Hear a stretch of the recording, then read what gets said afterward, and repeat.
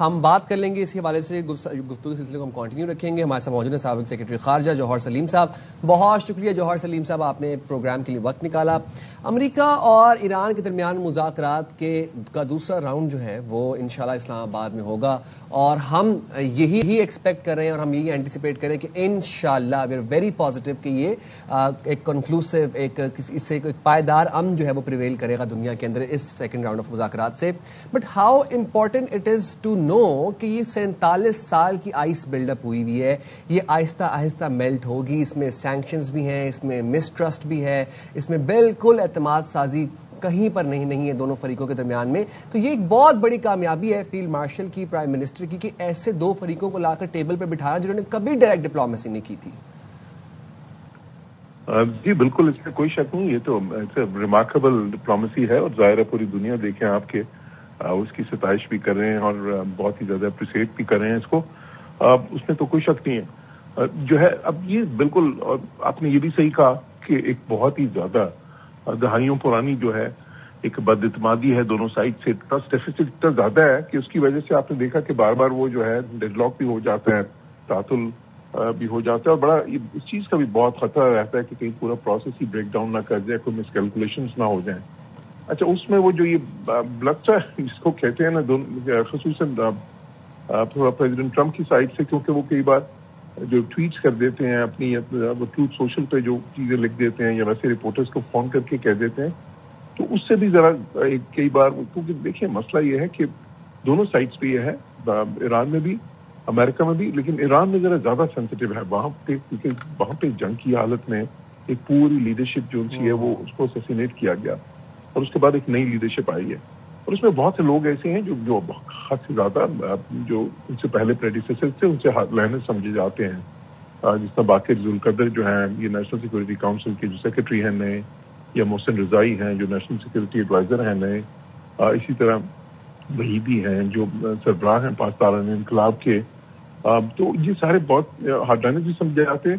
اور اس میں پھر جو ماڈریٹس ہیں جس طرح صدر پزشکیان ہیں، یہ جو اسپیکر ہیں باقر کالباف، اسی طرح جو فارن منسٹر ہیں عباس اراغچی، وہ پھر ایک دم ان کو بہت زیادہ پریشر آ جاتا ہے جب اس طرح کی کوئی اسٹیٹمنٹس آتی ہیں. پھر یہ جو اقدام تھا پریزیڈنٹ ٹرمپ کا جس میں انہوں نے وہ بلاکیٹ کیا، اب وہ دیکھیں اسٹریٹجیکلی اس کی اہمیت امریکہ کے لیے بہت تھی، بیکاز وہ نیوٹرلائز کر رہے تھے ایران کی اس لیوریج کو جو وہ سمجھتے تھے اپنا ہرمز پہ کو بلاک کرنے کی وجہ سے ایران کے پاس ہے. وہ سمجھتے تھے کہ نیگوسیشن سے وہ والی لیوریج جو ہے وہ امریکہ کی بارگیننگ پوزیشن کو ہرٹ کر رہی ہے، تو اس کو تو انہوں نے نیوٹرلائز کرنے کی کوشش کی. وائل ڈوئنگ سو باتیں تھوڑی سی آگے بڑھ گئیں جب انہوں نے ظاہر ہے ان کی وہ ایک ایرانی ویسل کو جب اس پہ قبضہ کیا، تو پھر جو ہے ماحول اسے بہت زیادہ کشیدہ بھی ہو گیا.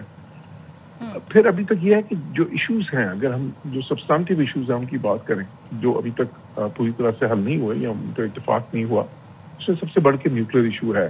وہ معاملہ جو ہے کہ جو نیوکلیر جو فریز ہونا ہے، ایک سسپینشن ہونی ہے یورینیم انریچمنٹ کی، وہ کتنے عرصے کے لیے ہونی ہے. ایرانین سائڈ سے جو ہے تو شروع میں تو بالکل تیار نہیں تھے، جرمانے بھی تو 3 سال کے لیے یا 5 سال کے لیے سسپینڈ کرنے کے لیے تیار ہیں نیوکلیر انریچمنٹ. تو وہ کہتے ہیں یہ ہمارا حق ہے جس کو ہم ہر قیمت پہ جو ہے نا اس کو محفوظ رکھیں گے.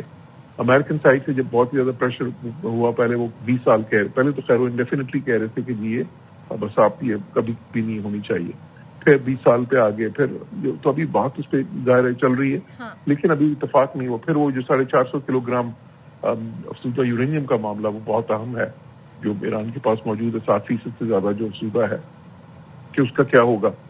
اب وہ ہے تو اس وقت دفن ہے، وہ نتانز، فردو اور اصفہان کی سائٹس میں، نیوکلیر سائٹس اوپر سے امریکہ نے ڈسٹرائے کر دی ہیں، لیکن نیچے کیونکہ زمین دوست نہیں، کافی گہرائی پہ وہ یورینیم جو افسودہ یورینیم ہے وہ تو جو رپورٹس کے مطابق انٹیکٹ ہے انٹیلیجنس.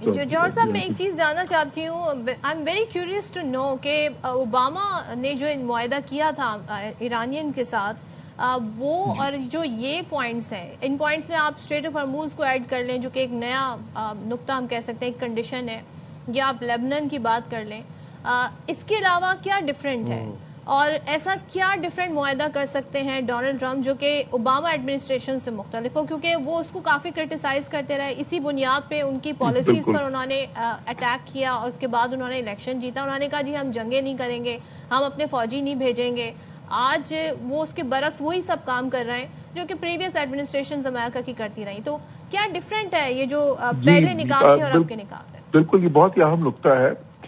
سارے پوچھ رہے ہیں کہ جی اگر یہ سارا کچھ تو سیٹل ہو گیا تھا اس میں 2015 کے، اور جو اس میں وہ کئی سال کی محنت کے بعد ہوا تھا، اس کے تو گارنٹیز بھی تھے. یہ سارے جو پرماننٹ 5 کنٹریز تھے انہوں نے سب نے بھی اس پہ دستخط کیے تھے. تو اس میں کیا مسئلہ تھا کہ اس کو وڈرا کیا ٹرمپ نے پہلے دور میں، اور پھر جو ہے اب یہ دوسرا کرنے جا رہے ہیں اور اتنی جنگ کے بعد اس طرف پہنچے ہیں.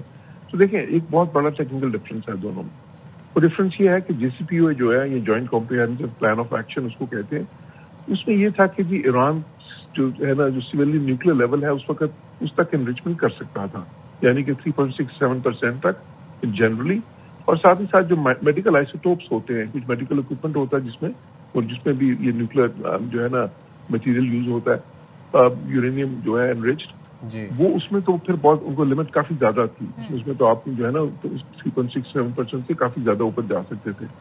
اب اسرائیلی یہ سمجھتے تھے کہ جی وہ پروگرام اگر ایران رکھے گا تو وہ کوئی ساتھ ساتھ سیکرٹ اپنی انسٹالیشن بنا کے تو وہ ساتھ ہی ساتھ جو ہے نا بوم کی کیپیسٹی بھی حاصل کر لے گا. اسرائیلی جو ہے نا انہوں نے اس پہ بڑا نقطہ اٹھایا. اس پہ آپ آنے والے دنوں میں مزید بھی بات کریں گے. جوہر صاحب بڑا اہم یہ پوائنٹ تھا. تھینک یو سو مچ. جوہر سلیم صاحب ہمارے ساتھ تھے.